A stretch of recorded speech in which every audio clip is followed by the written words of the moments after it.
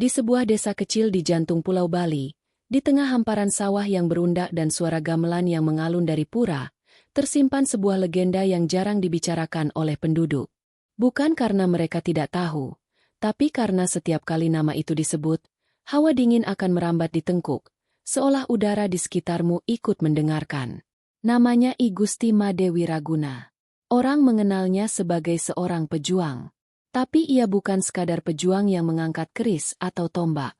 Ia adalah pejuang yang menyatukan kekuatan fisik, ketangkasan perang, dan kekuatan gaib yang membuatnya nyaris mustahil dikalahkan. Kisahnya dimulai pada masa ketika Bali masih menjadi arena perebutan kekuasaan antar kerajaan kecil. Wiraguna adalah panglima muda yang memiliki harisma luar biasa. Tidak hanya gagah berani, ia juga dikenal sebagai orang yang memiliki ikatan erat dengan alam gaib.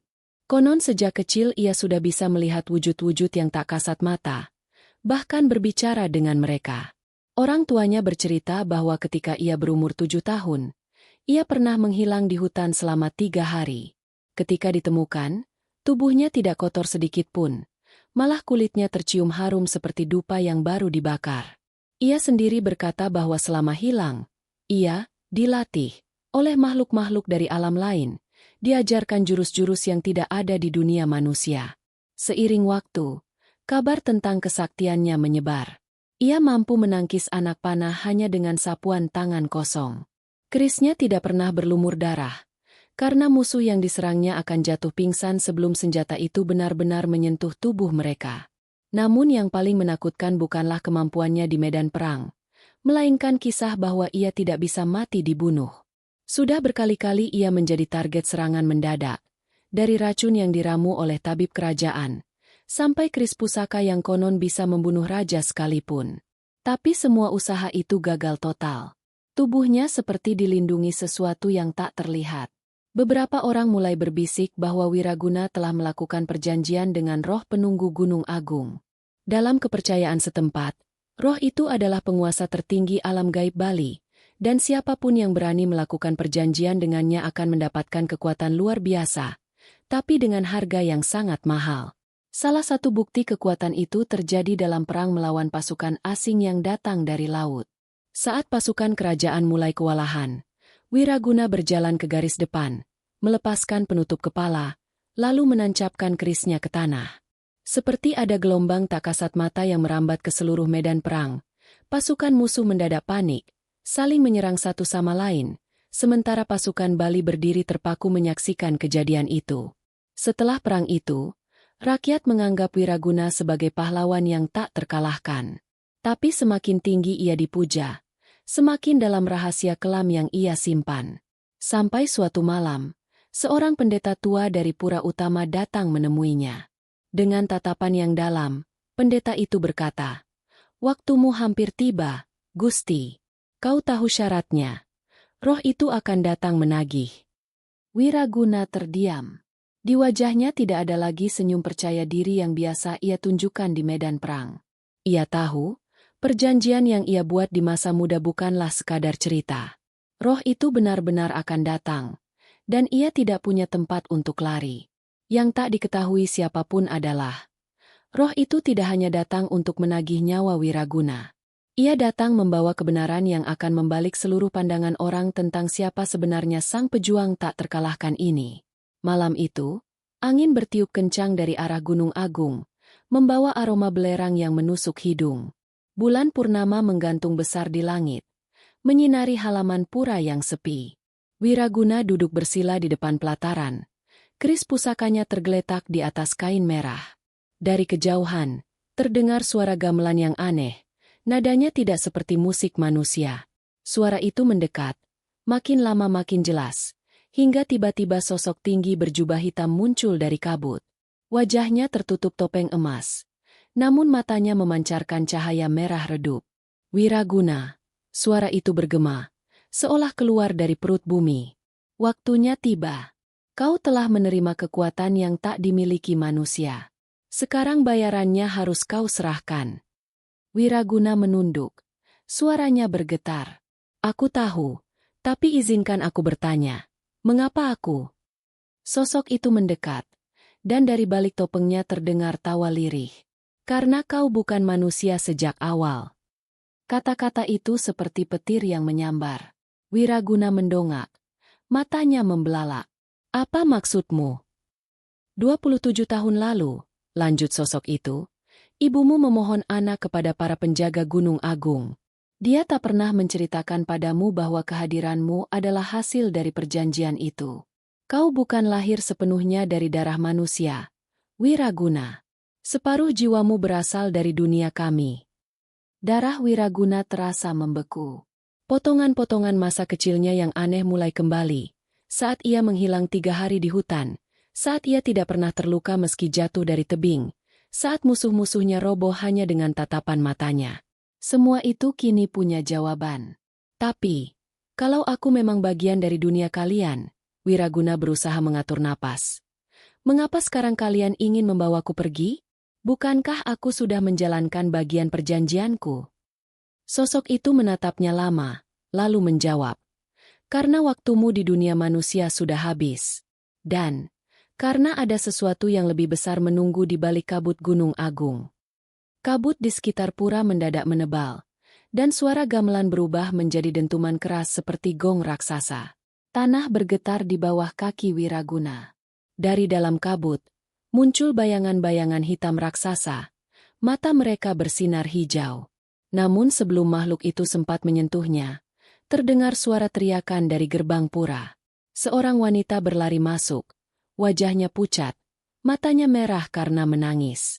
Wiraguna, jangan ikut mereka. Wiraguna terpaku. Wanita itu adalah Luh Ayu, istrinya, yang seharusnya sedang berada di desa sebelah. Ia memegang sesuatu di tangannya, sebuah kain putih yang tampak usang. Dengan tangis yang pecah, Luh Ayu berteriak, "Kau tidak akan percaya, tapi aku menemukan ini di bilik penyimpanan pura. Kau bukan hanya bagian dari mereka. Kau adalah senjata mereka. Dan jika kau pergi malam ini, seluruh desa akan musnah." Luh Ayu berlari ke arah Wiraguna. Kain putih itu terjuntai di tangannya, berlumur noda merah yang sudah mengering. Tangannya gemetar ketika ia membentangkannya di hadapan sang suami. Ini adalah kain pembungkus pusaka yang disembunyikan pendeta agung puluhan tahun lalu. Suaranya bergetar, dan di dalamnya, aku menemukan ini. Dari lipatan kain, Luh Ayu mengeluarkan sebilah keris kecil. Bilahnya berwarna hitam legam, dengan ukiran naga melilit di gagangnya. Begitu keris itu muncul, angin di sekitar pura langsung berputar kencang. Kabut yang tadi menyelimuti halaman mulai menipis, seolah takut pada benda itu. Sosok berjubah hitam itu mundur selangkah. Matanya yang bersinar merah kini tampak berkilat penuh amarah. Dari mana kau mendapatkannya? Luh Ayu menatapnya tajam. Keris ini adalah satu-satunya yang bisa memutus ikatanmu dengan Wiraguna. Pendeta-pendeta masa lalu menyimpannya untuk saat seperti ini. Wiraguna menatap istrinya. Kebingungan bercampur rasa takut. Apa maksudmu? Bukankah mereka ingin membawaku? Mengapa kau menghalangi? Luh Ayu menahan tangis. Karena kalau kau ikut mereka, roh Gunung Agung akan menggunakan tubuhmu sebagai wadah. Kau akan kehilangan kesadaran, dan kekuatanmu akan menjadi milik mereka. Setelah itu, mereka akan memanggil pasukan gaib untuk menguasai seluruh Bali, bahkan dunia manusia. Kata-kata itu membuat darah Wiraguna berdesir. Ia menatap sosok berjubah hitam itu, yang kini tersenyum tipis, seolah rahasia itu memang disengaja untuk terungkap. Kau pikir kau adalah pahlawan, Wiraguna? Suara sosok itu kini seperti bisikan licik. Sejak lahir, kau hanyalah rencana kami. Semua kemenanganmu, semua kekuatanmu, hanya persiapan untuk malam ini. Kau adalah jembatan yang menghubungkan dua dunia. Dan jembatan tidak punya kehendak sendiri. Wiraguna menggenggam keris kecil itu. Tangannya bergetar hebat. Dalam hatinya, ia bertarung dengan kenyataan pahit. Jika ia memutus ikatan itu, mungkin ia akan kehilangan kekuatannya. Mungkin ia bahkan akan mati sebagai manusia biasa. Tapi jika ia membiarkan mereka membawanya, dunia manusia akan berakhir dalam kekacauan. Tiba-tiba, Tanah di bawah pura mulai retak. Sinar merah menyala dari celahnya. Suara gong raksasa kembali terdengar. Kali ini diikuti pekikan ribuan makhluk dari dalam perut bumi. Luh Ayu menatapnya. Air mata mengalir deras. Kau harus memilih sekarang, Wiraguna, menjadi manusia dan hidup sementara, atau menjadi jembatan mereka untuk selamanya. Di detik itu, Wiraguna memejamkan mata. Suara detak jantungnya mengalahkan dentuman gong, mengalahkan gemuruh tanah. Ia mengangkat keris kecil itu tinggi-tinggi, dan dengan teriakan yang mengguncang, ia menusukkan keris itu tepat ke dadanya sendiri. Jeritan Luh Ayu pecah di tengah angin kencang, sementara cahaya putih menyilaukan meledak dari tubuh Wiraguna. Sosok berjubah hitam itu terlempar jauh, menabrak tembok pura yang retak. Makhluk-makhluk bayangan yang tadi mengepung mulai berteriak kesakitan. Tubuh mereka meleleh seperti lilin terkena api. Namun, di tengah cahaya itu, sesuatu yang aneh terjadi. Bukan hanya kekuatan gaib yang keluar dari tubuh Wiraguna, tapi juga bayangan seorang wanita. Wajahnya mirip Luh Ayu, tapi lebih muda, matanya menyala merah, dan senyumnya dingin. Sosok itu berbisik tepat di telinga Wiraguna. Walau tubuhnya sudah berlutut lemah. Akhirnya, kau membebaskanku. Luh Ayu terkejut.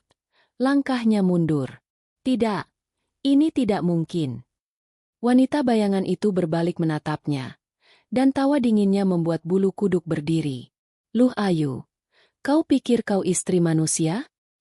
Kau adalah jelmaan roh yang dikirim untuk memastikan Wiraguna sampai pada malam ini. Kau lupa. Kau bagian dari rencana kami. Wiraguna menatap istrinya dengan pandangan hancur. Apa yang dia katakan benar? Air mata Luh Ayu jatuh, tapi bukan air mata biasa. Warnanya hitam pekat. Maafkan aku. Aku memang dikirim oleh mereka. Tapi aku benar-benar mencintaimu. Aku ingin menghentikan ini, tapi darahku membuatku terikat. Sosok berjubah hitam yang tadi terpental kini berdiri lagi, menatap wanita bayangan itu dengan puas. Kau bebas sekarang.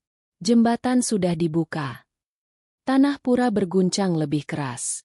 Dari celah retakan, muncul tangan-tangan raksasa bercakar emas, mencoba menarik dunia gaib ke dunia manusia. Tapi di tengah kekacauan itu, Wiraguna, dengan sisa kekuatannya, mencengkeram keris kecil yang masih menancap di dadanya, menariknya keluar dengan teriakan penuh amarah. Cahaya putih sekali lagi meledak. Kali ini lebih dahsyat, menyelimuti seluruh pura. Ketika cahaya itu mereda, tanah kembali tenang. Kabut menghilang. Makhluk-makhluk gaib lenyap. Sosok berjubah hitam dan wanita bayangan sudah tak terlihat. Yang tersisa hanyalah Luh Ayu yang terduduk. Tubuhnya memudar perlahan seperti debu ditiup angin. Sebelum menghilang sepenuhnya, ia berbisik, aku akan menunggumu di antara dunia. Wiraguna jatuh bersimpuh. Darah mengalir dari dadanya. Tapi di wajahnya, ada senyum tipis. Ia tahu ia telah memilih menjadi manusia. Meski berarti kekuatannya hilang, meski hidupnya mungkin tak lama lagi. Namun yang tak ia sadari, jauh di puncak Gunung Agung, sepasang mata merah menyala memperhatikannya, dan suara lirih bergema di antara awan. Pertarungan ini baru dimulai. Beberapa minggu setelah malam itu, desa tempat Wiraguna tinggal kembali tenang. Orang-orang mulai melupakan peristiwa aneh yang terjadi di pura, seolah ingatan mereka dihapus oleh waktu. Namun bagi Wiraguna, setiap malam adalah siksaan. Ia tidak lagi memiliki kekuatan luar biasa, tapi mimpinya selalu dipenuhi gambaran kabut tebal, suara gamelan yang tidak manusiawi, dan sosok Luh Ayu yang memanggilnya dari balik gerbang hitam. Suatu malam, ketika bulan purnama kembali menggantung di langit, Wiraguna duduk di beranda rumahnya. Angin dingin turun dari arah Gunung Agung, membawa aroma belerang yang begitu familiar. Dari kejauhan, ia melihat sosok pendeta tua yang dulu memperingatkannya sebelum malam perjanjian itu. Pendeta itu melangkah pelan, wajahnya penuh kerutan, tapi matanya tajam seperti menembus isi hati. Gusti Wiraguna, apa kau mengira semuanya sudah berakhir? Wiraguna menghela napas. Aku sudah mengorbankan segalanya. Apalagi yang mereka inginkan? Pendeta itu duduk di hadapannya. Apa yang kau lakukan di pura hanya menutup satu gerbang. Masih ada 3 gerbang lain, dan salah satunya ada di bawah rumah ini. Wiraguna menegang. Apa maksudmu? Pendeta itu mengeluarkan sebuah gulungan lontar kuno, membukanya perlahan.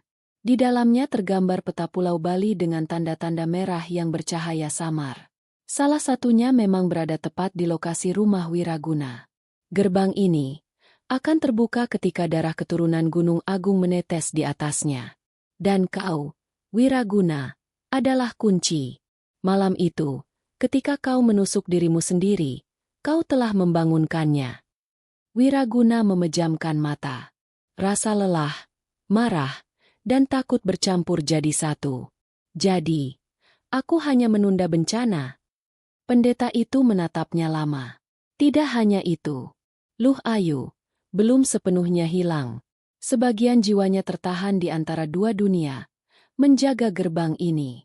Tapi jika kekuatan yang ada di Gunung Agung datang mencarinya, dia akan memanggilmu, dan kau akan terpaksa memilih lagi.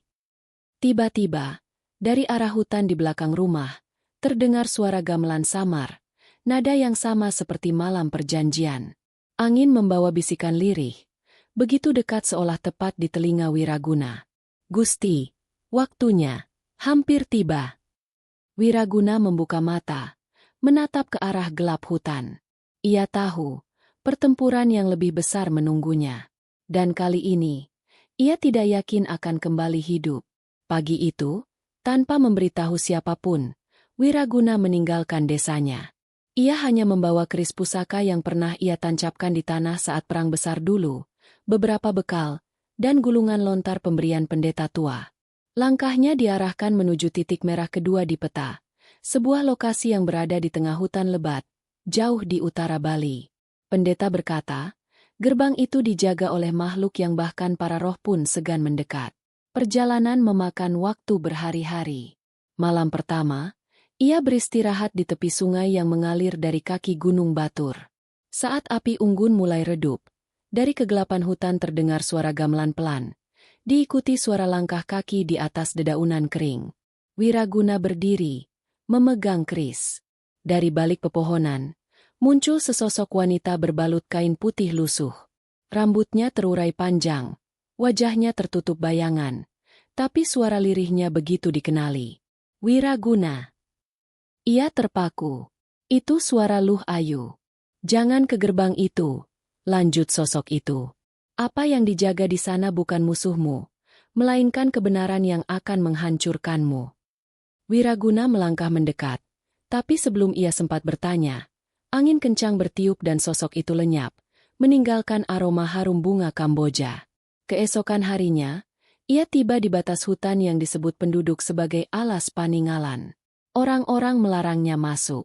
Konon, siapapun yang masuk ke dalam hutan itu akan mendengar suara yang memanggil namanya, lalu tak pernah kembali. Wiraguna melangkah masuk. Cahaya matahari segera redup di balik kanopi pepohonan, dan udara menjadi lembab serta berat. Ia terus berjalan mengikuti peta lontar, tapi tak lama kemudian, suara itu terdengar lagi. Suara Luh Ayu, memanggil pelan. Wiraguna, di sini. Kakinya berhenti. Ia sadar, jika suara itu benar-benar milik Luh Ayu, maka jiwanya memang tertahan di antara dunia. Tapi jika itu hanya jebakan, ia akan berjalan langsung menuju kematian. Ia memilih mengikuti suara itu. Di tengah hutan, ia menemukan sebuah batu besar berbentuk seperti gerbang kuno, penuh ukiran yang anehnya mirip dengan pola di keris kecil yang pernah menusuk dadanya. Di hadapan batu itu, berdiri sosok yang sama sekali tak ia duga, pendeta tua yang memberinya peta. Pendeta itu tersenyum dingin. Kau datang tepat waktu, Gusti. Wiraguna menatapnya curiga. Kau seharusnya ada di desa. Mengapa kau di sini? Pendeta itu berjalan mendekat. Suaranya berubah menjadi dalam dan bergema. Karena akulah penjaga gerbang ini. Dan tugasku bukan menutupnya, tapi membukanya. Wiraguna memegang keris pusakanya lebih erat. Matanya tak lepas menatap pendeta tua yang kini aura tubuhnya berubah. Bukan lagi cahaya lembut seorang suci, melainkan kilau pekat yang seperti menelan cahaya di sekitarnya. Aku percaya padamu. Suara Wiraguna berat. Kau memberiku peta, kau memperingatkanku. Tapi ternyata semua ini untuk mengantarkanku ke sini. Pendeta itu terkekeh rendah. Kau pikir aku melindungi dunia manusia? Tidak, Gusti. Tugasku adalah memastikan jembatan seperti dirimu sampai di gerbang yang tepat. Gerbang pertama yang kau tutup hanyalah pengalihan. Gerbang ini adalah inti dari perjanjian Gunung Agung. Tanah di bawah mereka mulai bergetar, dan ukiran di batu gerbang memancarkan cahaya merah menyala. Di udara, terdengar dentingan gamelan yang makin lama makin cepat, seperti menghitung mundur. Wiraguna melangkah maju. Kau ingin membukanya? Kau tahu apa yang akan keluar dari sana? Pendeta itu tersenyum. Matanya memerah. Bukan apa, tapi siapa? Luh Ayu, atau lebih tepatnya, roh yang menempati tubuhnya, menunggu di balik gerbang ini. Dan ketika ia keluar, ia akan melengkapi dirimu. Dua bagian dari satu entitas, penguasa dua dunia. Kata-kata itu menghantam dada Wiraguna. Jadi selama ini, Luh Ayu memang bagian dariku. Pendeta itu mengangguk lambat. Separuh jiwamu ada padanya. Gusti, saat kalian bersatu, kekuatanmu akan melampaui batas dunia manusia dan gaib. Tapi jika itu terjadi, tidak ada yang bisa menghentikanmu, atau menghentikannya. Tiba-tiba, kabut tebal keluar dari celah batu, dan di tengahnya, siluet seorang wanita mulai terbentuk. Rambut panjangnya tergerai. Wajahnya cantik namun matanya merah menyala. Senyumnya membuat jantung Wiraguna berdegup tak karuan. Wiraguna. Suaranya lembut namun bergema di seluruh hutan. Akhirnya kau di sini, bersamaku. Pendeta mengangkat tangannya, dan cahaya merah dari gerbang menyelimuti Wiraguna, menariknya perlahan. Ia merasakan tubuhnya mulai kehilangan kendali. Pikirannya digelayuti kenangan Luh Ayu. Rasa rindu yang begitu dalam, dan bisikan lembut yang memanggilnya untuk menyerah. Namun di balik semua itu, ada suara lain, pelan, namun tegas. Jika kau menyatu dengannya, dunia ini akan berakhir. Wiraguna menoleh, dan matanya terbelalak. Dari balik pepohonan, muncul sosok berjubah hitam yang dulu ingin membawanya di pura. Bedanya, kali ini mata merahnya meredup, dan wajahnya tampak serius. Aku salah menilaimu, kata sosok itu. Tapi aku tidak akan membiarkan gerbang ini terbuka. Pendeta berbalik. Wajahnya murka. Kau berkhianat pada Gunung Agung. Sosok berjubah hitam itu menatapnya dingin. Tidak, aku setia pada keseimbangan. Suasana di alas Paninggalan menjadi mencekam. Angin berputar kencang. Dedaunan berjatuhan seperti hujan hijau yang berputar-putar di udara. Cahaya merah dari gerbang semakin terang, membuat bayangan pepohonan memanjang dan bergetar. Pendeta tua itu mengangkat tongkat kayu hitamnya, mengetukkannya ke tanah 3 kali. Setiap ketukan membuat bumi berdenyut seperti jantung raksasa. Wiraguna, saatnya kau memilih. 1 langkah ke gerbang, dan semua akan berakhir, atau dimulai kembali, sesuai kehendakmu. Sosok berjubah hitam melangkah maju, menyibakkan kabut di sekitarnya. Suaranya tegas. Jika kau masuk, kau tidak akan kembali sebagai manusia. Kau akan kehilangan segalanya. Bahkan cintamu akan menjadi senjata untuk menghancurkan dunia. Tapi dari dalam gerbang, Luh Ayu melangkah setengah keluar. Cahaya merah menyoroti wajahnya yang cantik. Tatapan matanya penuh rasa rindu. Wiraguna, ingat semua yang kita lalui. Ingat malam-malam kita di tepi sawah, suara tawa kita, janji yang pernah kau buat padaku. Wiraguna menutup mata. Kepalanya dipenuhi 2 suara yang saling bertabrakan. Pendeta berteriak, kau adalah keturunan Gunung Agung. Takdirmu bukan untuk mati sebagai manusia lemah. Sosok berjubah hitam membalas, kau adalah penjaga 2 dunia. Tugasmu menjaga keseimbangan, bukan memihak satu sisi. Hutan mulai runtuh. Pohon-pohon tumbang tanpa suara. Tanah terbelah lebar memperlihatkan cahaya merah yang semakin membara. Wiraguna membuka mata. Dengan langkah mantap, ia berjalan ke arah Luh Ayu. Senyum wanita itu melebar. Pendeta tua tertawa puas. Sementara sosok berjubah hitam menghela napas kecewa. Tapi tepat sebelum Wiraguna menginjak tanah gerbang, ia memutar badan, meraih tangan Luh Ayu, dan menariknya keluar sepenuhnya. Tubuh Luh Ayu kini di dunia manusia. Tapi cahaya merah dari gerbang mulai menyedot keduanya kembali. Dengan kekuatan terakhirnya, Wiraguna mengangkat keris pusaka dan menusukkannya ke tanah di depan gerbang. Cahaya putih menyilaukan memancar, memutus aliran energi merah, dan suara gamelan berhenti mendadak. Gerbang itu menutup dengan dentuman besar, melemparkan pendeta tua jauh ke dalam hutan. Sosok berjubah hitam berdiri diam, menatap Wiraguna yang kini berlutut, tubuhnya gemetar menahan sakit. Luh Ayu menatapnya dengan air mata. "Kenapa kau menyelamatkanku?" Wiraguna tersenyum lemah. "Karena aku mencintaimu, meski kau bagian dari mereka. Tapi cintaku bukan alasan untuk menghancurkan dunia." Sosok berjubah hitam mendekat. "Kau menang hari ini, Gusti. Tapi masih ada 2 gerbang lagi, dan aku tidak tahu berapa lama waktu yang kita miliki." Di kejauhan, angin membawa suara lirih yang nyaris tak terdengar, namun cukup untuk membuat darah Wiraguna kembali dingin. "Gerbang terakhir akan menunggumu di puncak Gunung Agung." Beberapa minggu setelah kejadian di Alas Paninggalan, langit Bali tak lagi sama. Malam-malam terasa lebih berat. Bintang-bintang redup seakan diselimuti tirai tipis, dan dari arah Gunung Agung sering terlihat kilatan cahaya merah yang menusuk awan. Wiraguna kini tinggal di pondok sederhana di lereng gunung. Luh Ayu bersamanya, tapi ia jarang bicara. Matanya kadang menatap jauh ke puncak gunung, seolah ada sesuatu yang memanggilnya dari sana. Sosok berjubah hitam datang di suatu malam hujan. Ia berdiri di depan pintu, basah kuyup, namun wajahnya tetap misterius. "Gerbang ketiga telah dibuka," ucapnya tanpa basa-basi. Wiraguna terkejut. "Siapa yang membukanya?" Sosok itu menunduk sebentar, lalu menatapnya lurus. "Luh Ayu." Wiraguna menoleh ke dalam pondok. Luh Ayu duduk membelakangi mereka, tubuhnya kaku. Saat ia menoleh, matanya memerah menyala, dan senyum asing menghiasi wajahnya. "Maafkan aku, Wiraguna," katanya lirih. "Aku tak bisa melawan panggilan itu. Gerbang terakhir ada di puncak Gunung Agung, dan aku adalah kuncinya."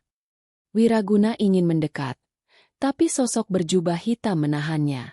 "Jika kau menyentuhnya sekarang, roh di dalamnya akan mengambil alih sepenuhnya. Satu-satunya cara menghentikannya adalah menutup gerbang terakhir." Hujan semakin deras. Kilatan petir menyinari siluet Gunung Agung yang menjulang hitam di kejauhan.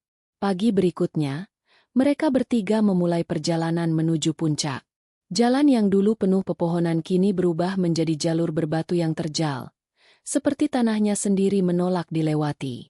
Suara gaib terdengar dari kabut, memanggil-manggil nama Wiraguna, menawarkan kekuatan, kekayaan, dan kebebasan dari takdirnya. Setiap langkah semakin berat, bukan hanya karena medan, tapi juga karena bayangan masa lalu yang menyerang pikirannya. Wiraguna melihat kilasan perang yang pernah ia menangkan, wajah-wajah yang pernah ia selamatkan, dan wajah-wajah yang ia biarkan mati. Saat mereka mendekati puncak, tanah di bawah kaki mereka mulai bergetar. Dari kawah Gunung Agung, cahaya merah membubung ke langit, membentuk pusaran besar yang seakan menelan bintang. Di tepi kawah, pendeta tua yang dulu mereka kalahkan berdiri menunggu. Tubuhnya kini diliputi api merah. "Kau terlambat, Gusti. Gerbang terakhir akan terbuka, dan kau akan menjadi bagian dari kami, suka atau tidak." Luh Ayu melangkah maju, matanya berkilat. "Buka gerbang itu. Biarkan aku kembali utuh." Wiraguna memandang mereka berdua, lalu menatap sosok berjubah hitam. "Kalau aku menutup gerbang ini, apa yang terjadi pada Luh Ayu?" Sosok itu diam cukup lama sebelum menjawab pelan. "Dia akan hilang, untuk selamanya." Angin di puncak Gunung Agung seperti bilah pisau, menusuk kulit dan menyesakkan dada. Wiraguna berdiri di antara dua dunia. Di depannya, kawah menganga dengan pusaran cahaya merah yang berputar cepat. Di belakangnya, langit Bali berwarna kelabu, menunggu keputusan yang akan menentukan nasib semua yang hidup di bawahnya. Luh Ayu melangkah pelan ke tepi kawah. Cahaya merah dari pusaran itu memeluk tubuhnya, membuat rambutnya melayang di udara. Wiraguna, ini satu-satunya jalan.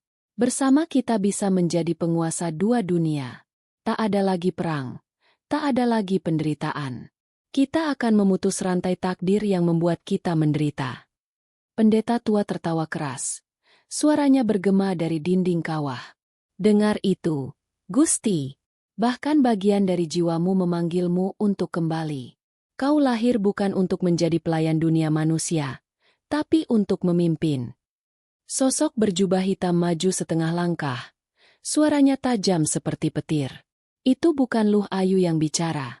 Itu suara entitas purba yang menguasainya. Jika kau melangkah ke sana, kau tidak akan kembali.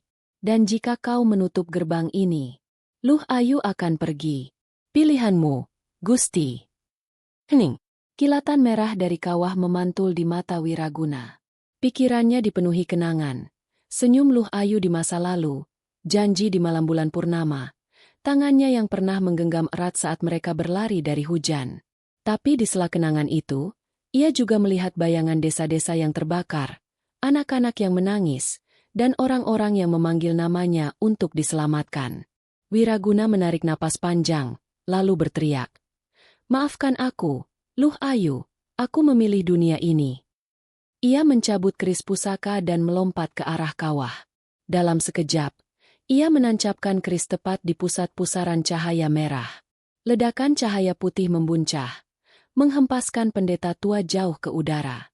Luh Ayu menatapnya dengan mata penuh air. Senyumnya lembut untuk terakhir kali. Terima kasih, karena memilih menjadi manusia. Tubuhnya berubah menjadi ribuan kelopak Kamboja putih yang terbawa angin, lenyap ke langit. Wiraguna terhempas ke tepi kawah. Tubuhnya berlumuran darah, tapi pusaran merah telah menghilang. Gunung Agung kembali sunyi, hanya menyisakan aroma Kamboja di udara. Sosok berjubah hitam berdiri di sampingnya. Kau telah menyelamatkan dunia. Tapi kau juga telah kehilangan separuh jiwamu. Kau akan terus hidup, Gusti, tapi selamanya merasa setengah kosong. Wiraguna tersenyum lemah. Itu harga yang pantas, demi semua yang bernapas di bawah langit ini. Saat ia menutup mata, di kejauhan terdengar suara gamelan. Namun kali ini, nadanya bukan panggilan perang, melainkan nyanyian perpisahan. Beberapa bulan setelah kejadian di puncak Gunung Agung, Bali kembali tenang. Laut berkilau biru seperti dulu, desa-desa hidup dengan tawa anak-anak, dan gamelan hanya dimainkan untuk upacara syukur, bukan sebagai tanda perang. Wiraguna tinggal sendirian di sebuah rumah kayu di tepi hutan. Ia tidak lagi memegang keris pusaka, yang kini tersimpan di pura tertua, disegel dengan mantra agar tak digunakan lagi. Setiap malam, ia duduk di beranda, menatap bintang, seakan menunggu sesuatu, atau seseorang. Namun, kedamaian itu tidak sepenuhnya nyata. Kadang, di tengah malam, ia terbangun dengan napas terengah, matanya memerah dalam kegelapan, dan telinganya menangkap suara lirih yang memanggilnya dari kejauhan. Suara itu manis, hangat, namun berbahaya. Wiraguna, setengah dirimu masih bersamaku. Ia menatap tangannya sendiri, dan sesaat, jari-jarinya berubah menjadi bayangan pekat yang berdenyut seperti nadi. Saat ia mencoba menarik napas panjang, bayangan itu menghilang, meninggalkan hanya rasa dingin di kulitnya. Sosok berjubah hitam pernah datang menemuinya sekali. Ia berdiri di pintu, memandang dalam-dalam. Aku tahu kau merasakannya, katanya. Setengah jiwamu yang hilang, tidak benar-benar hilang. Ia mencari jalan kembali. Dan saat itu terjadi, kau akan menjadi jembatan yang mereka butuhkan. Wiraguna tak menjawab. Ia hanya menatap ke hutan, di mana kabut mulai menebal meski belum waktunya subuh. Beberapa minggu kemudian, penduduk desa di lereng gunung mulai menghilang. Tak ada jejak, tak ada teriakan.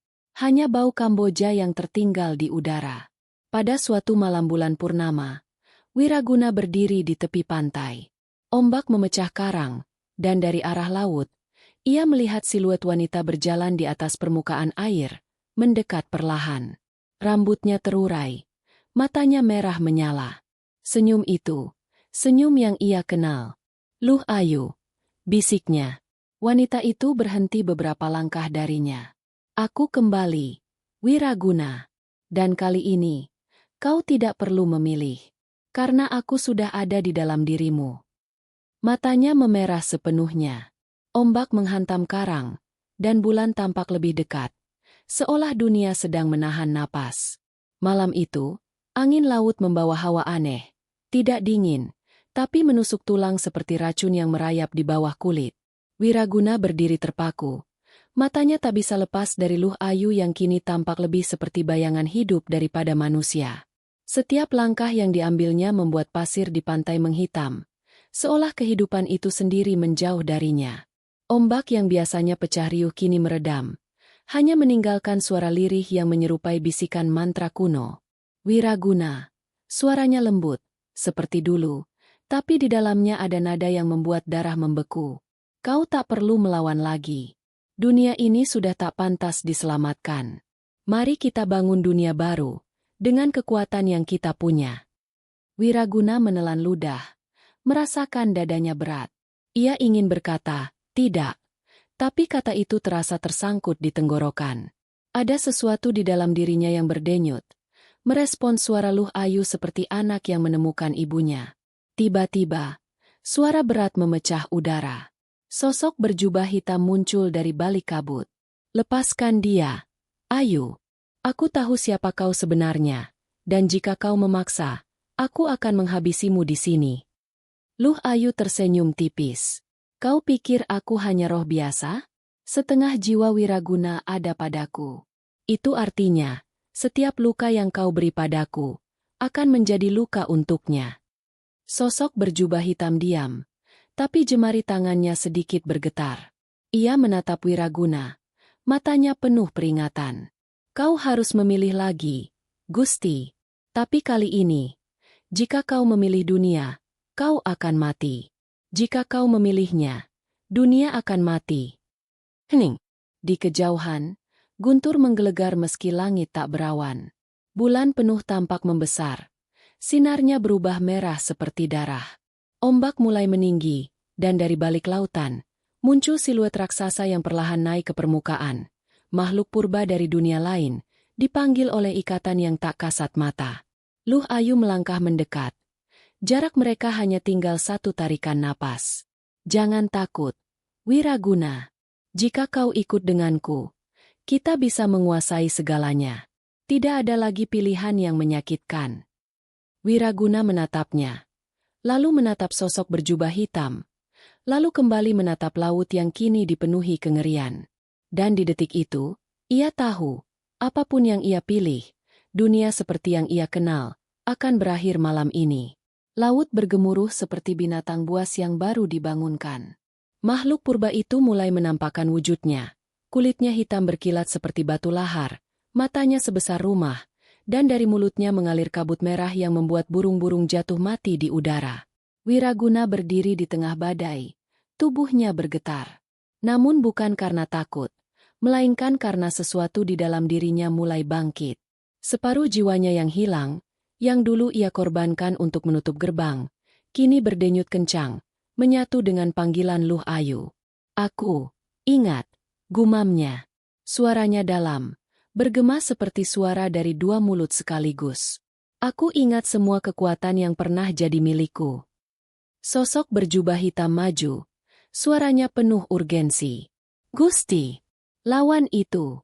Kalau kau menyerah, kau bukan lagi manusia. Tapi Luh Ayu menyentuh dadanya, dan seketika badai berhenti, hanya di sekitar mereka berdua. Wajahnya lembut, matanya penuh kilau aneh. Kita tak pernah diciptakan untuk melayani dunia ini, Wiraguna. Kita adalah warisan dari para penguasa awal, dan dunia ini hanyalah penjara.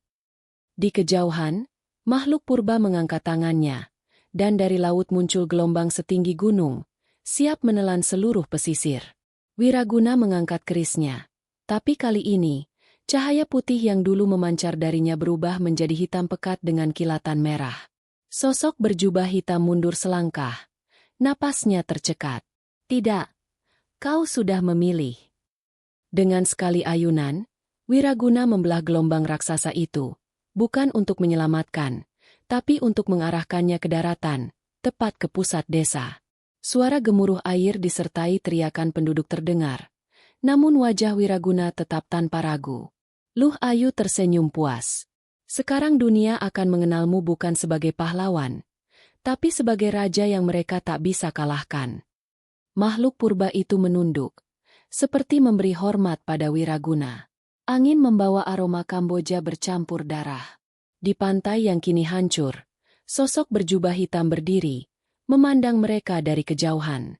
Matanya penuh kesedihan sekaligus tekad. Kalau kau pikir kau tak bisa dikalahkan, Gusti, maka aku akan menghabiskan sisa hidupku membuktikan sebaliknya. Langit Bali memerah, dan dari malam itu, legenda baru lahir. Bukan tentang pahlawan mistis yang menyelamatkan tanah ini, tapi tentang penguasa kegelapan yang lahir dari pengorbanannya sendiri. Bulan-bulan setelah malam itu, Bali berubah menjadi tanah terkutuk. Laut di sekelilingnya memerah, hujan turun dengan aroma besi, dan pepohonan tumbuh dengan bentuk yang tak wajar. Di setiap desa, orang berbisik nama yang sama, Wiraguna, bukan sebagai pahlawan, melainkan raja bayangan. Sosok berjubah hitam, yang kini mengungkapkan namanya sebagai Arya Jati, mulai bergerak diam-diam. Ia tahu, menghadapi Wiraguna seorang diri hanyalah bunuh diri. Ia membutuhkan kekuatan dari luar Bali, kekuatan dari penjaga mistis Nusantara yang legendaris. Ia memulai perjalanannya ke barat, menyeberangi lautan menuju tanah Jawa. Di lereng Gunung Merapi, ia menemukan Nyai Seta, penunggu api yang bisa mengendalikan magma. Di hutan Kalimantan, ia membebaskan Rengganis Hitam, roh wanita berkulit arang yang menguasai ribuan pasukan roh hutan. Dari perairan Sulawesi, ia memanggil leluhur ombak, naga laut yang sanggup membelah badai. Satu persatu, mereka bergabung, bukan karena percaya akan kemenangan, tapi karena takut jika Wiraguna benar-benar menguasai seluruh Nusantara. Sementara itu, di Bali, Luh Ayu berdiri di samping Wiraguna di atas pura besaki yang kini dililit akar hitam dan dijaga makhluk-makhluk yang bahkan penduduk dunia gaib pun jarang berani memandangnya. Kau akan melawan mereka, Gusti? Tanya Luh Ayu sambil menatap cakrawala, di mana badai mulai terbentuk. Wiraguna tersenyum samar. Mereka datang untukku. Aku akan membuat mereka mengerti bahwa takdir dunia ini sudah berubah. Namun di dalam dirinya, jauh di kedalaman yang bahkan Luh Ayu tak bisa jangkau, sisa jiwa manusianya berbisik lirih, mencoba melawan. Bisikan yang hampir tak terdengar, tapi belum sepenuhnya padam. Arya Jati, dari jauh, memandang puncak Gunung Agung yang kini diselimuti awan hitam. Ia mengepalkan tangan. Perang ini akan menentukan bukan hanya Bali, tapi seluruh dunia gaib. Dan jika aku gagal, kita semua akan menjadi budak sang raja bayangan. Langkah-langkah takdir mulai bergerak, dan untuk pertama kalinya dalam sejarah, para penjaga mistis dari seluruh penjuru kepulauan akan berkumpul, bukan untuk melindungi manusia, tapi untuk menghentikan satu manusia yang pernah menjadi pahlawan. Pagi itu, langit Bali tidak menampakkan cahaya matahari.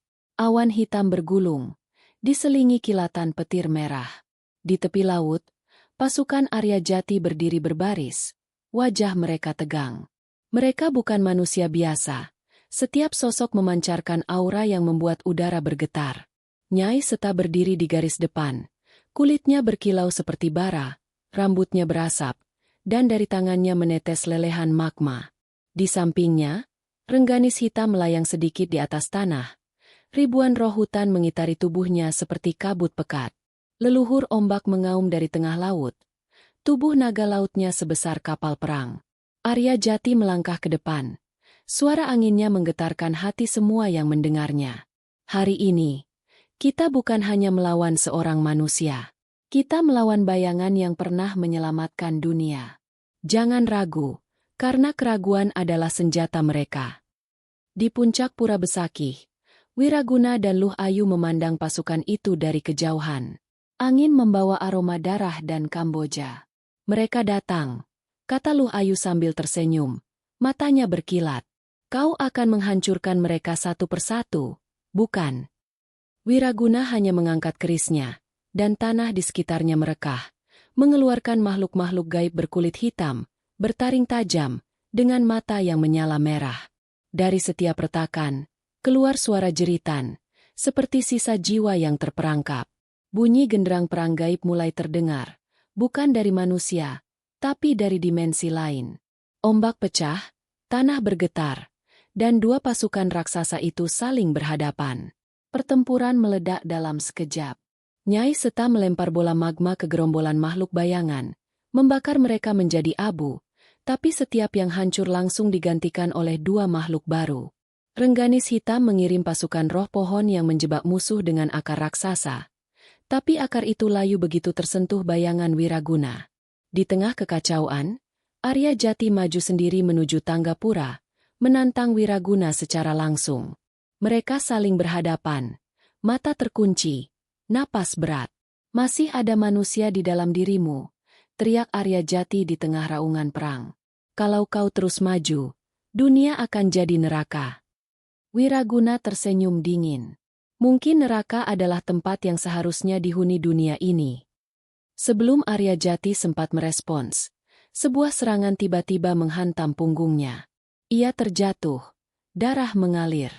Dari balik asap, muncul sosok yang tak pernah ia duga. Rengganis Hitam. Aku tidak pernah berperang untuk manusia, katanya sambil menatap Arya Jati. Aku hanya memilih pihak yang pasti menang, dan itu bukan kau. Di kejauhan, Luh Ayu tertawa keras. Perang ini sudah selesai sebelum dimulai. Kekacauan meledak seketika. Pasukan roh hutan yang tadinya mengepung makhluk bayangan kini berbalik menyerang Nyai Seta dan para penjaga lainnya. Teriakan pertempuran berubah menjadi jeritan bingung dan marah. Nyai Seta melempar semburan api untuk membuka jarak. Rengganis, apa yang kau lakukan? Kita sepakat untuk menghentikannya. Rengganis Hitam melayang tinggi, matanya bersinar merah. Kau naif, Seta. Wiraguna bukan musuh. Dia adalah masa depan. Aku tidak akan mati demi dunia yang akan musnah juga. Leluhur ombak di laut meraung, berusaha menghancurkan kapal-kapal bayangan yang muncul dari retakan air. Namun tiba-tiba sebagian pasukan lautnya ikut mengkhianati perintah. Gelombang besar yang seharusnya menghantam pantai justru diarahkan ke kapal sekutu Arya Jati. Di tengah semua itu, Arya Jati bangkit perlahan. Darah mengalir dari lukanya. Tapi matanya tetap tajam. Kau pikir ini membuatku menyerah, Rengganis? Kau salah besar. Wiraguna berjalan turun dari puncak pura. Langkahnya tenang meski perang berkecamuk. Bayangannya memanjang di tanah, seakan menjangkau setiap sudut medan tempur. Arya Jati, aku sudah menghapus semua pintu kembali. Tidak ada lagi jalan keluar untukmu dan sekutumu. Yang tersisa hanya tunduk atau mati. Namun di detik itu, Nyai Seta tiba-tiba mengamuk. Tubuhnya memanas hingga tanah di sekitarnya meleleh. Kalau begitu, kita semua akan terbakar bersama, teriaknya. Dia melepaskan seluruh inti kekuatannya, menciptakan ledakan api dan magma yang mengguncang tanah. Pasukan bayangan terbakar, bahkan sebagian pasukan pengkhianat ikut lenyap. Ledakan itu membuat semua terhenti sesaat. Dari balik asap ledakan, Arya Jati memanfaatkan momen itu untuk mendekati Wiraguna. Kerisnya berkilat, siap menembus jantung sang raja bayangan.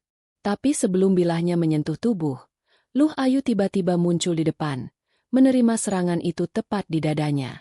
Mata Wiraguna melebar. Ayu! Luh Ayu tersenyum, darah hitam mengalir dari bibirnya.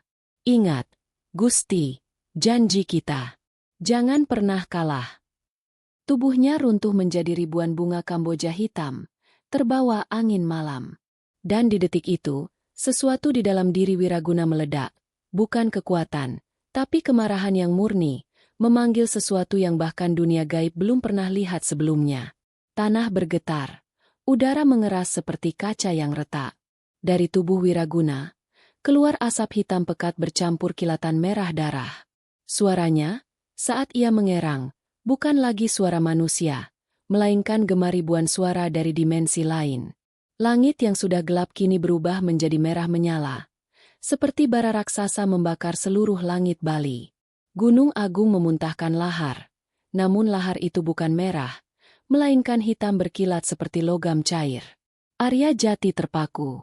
Ini bukan kekuatan manusia, bahkan bukan kekuatan dunia gaib yang kita kenal.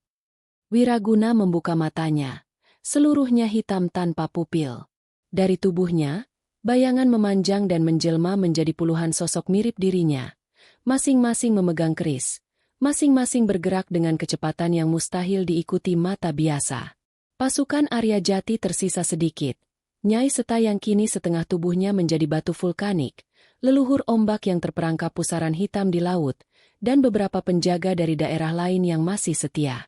Mereka semua sadar, ini bukan lagi pertempuran untuk menang, tapi untuk bertahan hidup. Satu persatu, sosok bayangan Wiraguna menyerang.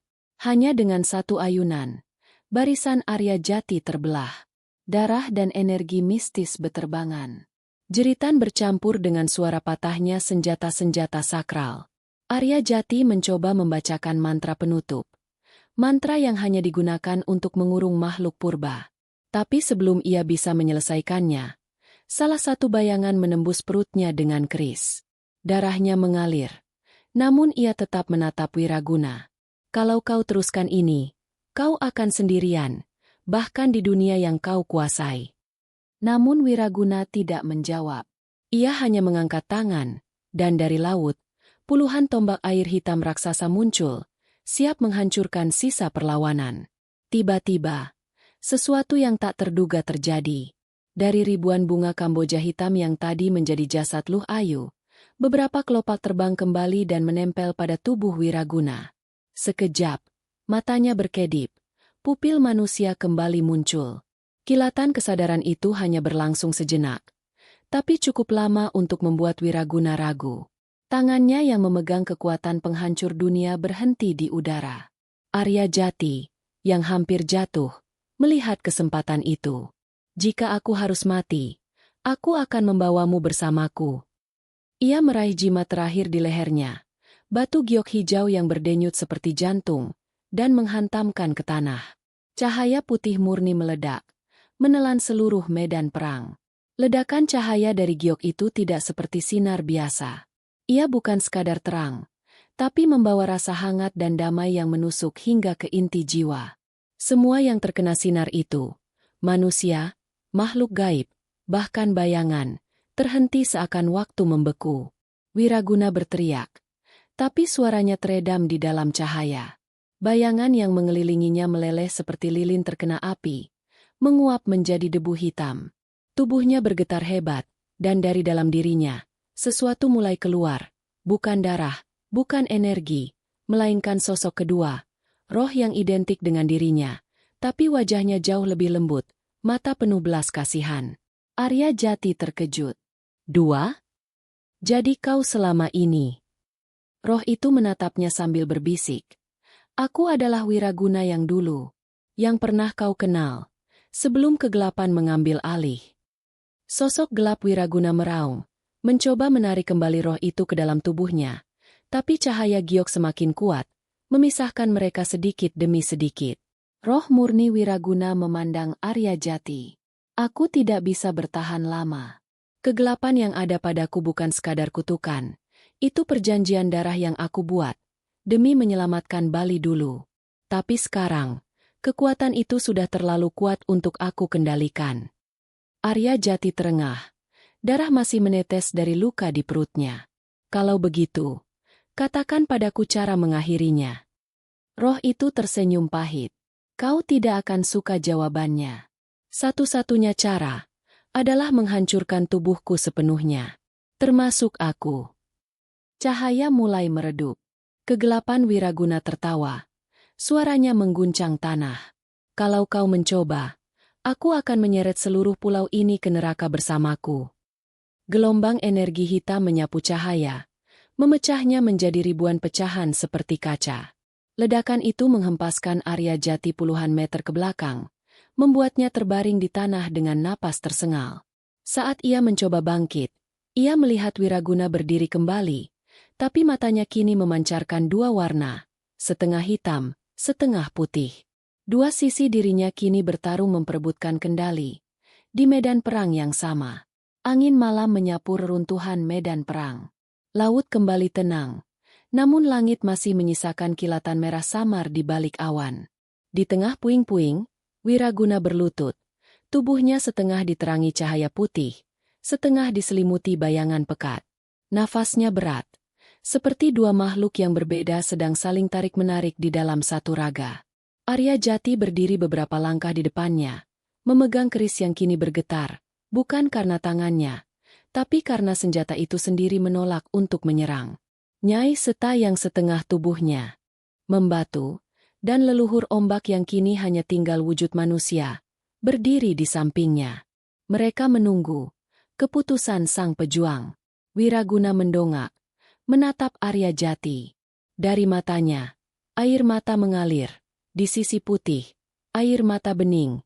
Di sisi gelap, darah hitam. Bunuh aku, sebelum aku kehilangan kendali lagi. Arya Jati memejamkan mata. Ingatan tentang sahabatnya yang dulu ia kenal, tentang perjuangan bersama melawan ancaman lama, tentang tawa dan janji mereka untuk menjaga Bali, semua berkelebat.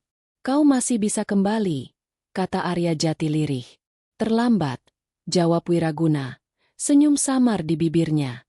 Tapi kalau aku pergi, pastikan kau menjaga tanah ini, bahkan dari bayanganmu sendiri. Tanpa kata lagi, Arya Jati mengayunkan keris. Cahaya putih meledak, menelan tubuh Wiraguna sepenuhnya. Suara teriakan dan bisikan bercampur, lalu hilang, seakan ia terhapus dari dunia. Saat cahaya memudar, yang tersisa hanyalah hamparan bunga Kamboja putih di tanah, beraroma lembut namun menyimpan kesedihan yang tak terucapkan. Nyai Seta menatapnya. Perang ini berakhir, tapi kedamaian bukan berarti tak ada ancaman. Arya Jati menatap Cakrawala, di mana fajar mulai menyingsing. Selama kita hidup, kita akan terus melawan, karena kejahatan tak pernah mati, hanya berganti wajah. Di kejauhan, angin membawa bisikan samar, suara Wiraguna, atau mungkin hanya kenangan. Jangan pernah kalah. Bali kembali tenang, untuk sementara. Fajar belum sepenuhnya merekah ketika Nyai Seta merasakan hawa dingin yang tak wajar menyelusup ke kulitnya. Angin yang semula lembut, kini membawa aroma besi dan abu. Ia menoleh ke arah hamparan bunga Kamboja putih yang menjadi tanda gugurnya Wiraguna. Namun di antara kelopak-kelopak itu, ada satu bunga Kamboja hitam yang tidak ikut layu. Bunga itu berdenyut pelan, seperti jantung yang masih berdetak. Arya Jati menunduk, mengulurkan tangan untuk memungutnya. Tapi saat jarinya hampir menyentuh, bayangan hitam tipis menjulur dari bunga tersebut, menyentuh ujung jarinya. Seketika matanya memerah sesaat, lalu kembali normal. Nyai Seta melihatnya. Jangan sentuh itu, Arya. Arya Jati menarik tangannya, tapi bunga itu sudah menghilang, tersedot masuk ke tanah, meninggalkan lingkaran hitam samar yang perlahan tertutup pasir. Leluhur ombak melangkah mendekat. Suaranya berat. Kau tahu artinya ini, bukan? Arya Jati hanya terdiam, menatap Cakrawala. Di balik sinar matahari pagi, ia seakan melihat siluet Wiraguna berdiri di kejauhan, tersenyum tipis, sebelum lenyap seperti kabut. Perang ini memang berakhir, ucapnya akhirnya. Tapi bayangannya akan selalu mengikutiku. Dan entah mengapa, di sudut hatinya, Arya Jati merasa itu bukan ancaman, melainkan janji. Di udara, angin berbisik lagi. Kali ini lebih jelas, dan lebih dingin. Aku akan kembali, ketika kau paling tidak siap. Bali pun kembali damai. Namun di bawah permukaan tanah dan lautnya, sesuatu yang gelap mulai terbangun lagi.